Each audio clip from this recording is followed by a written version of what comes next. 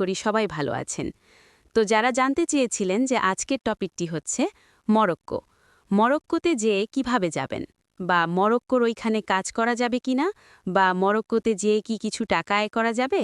অনেকে আমাকে জিজ্ঞাসা করে যে ভাই, আমি তো মরক্কোতে যেতে চাই, কিন্তু মরক্কোতে যেয়ে কি সেখানে কোনো টাকা আয় করা যাবে কিনা? বা নিজের ফ্যামিলি আমি চালাতে পারবো কিনা? এই রকম একটা প্রশ্ন আমাকে অনেকে জিজ্ঞাসা করে। তো আজকের ভিডিওটি মূলত তাদের জন্য। দেখেন, মরক্কো যদিও একটা আফ্রিকান দেশ, কিন্তু আফ্রিকার মধ্যে যেমন তিউনিশিয়া আছে, মরক্কো আছে, আলজেরিয়া আছে, এই দেশগুলো তুলনামূলকভাবে একটু উন্নত। এই দেশগুলো তুলনামূলকভাবে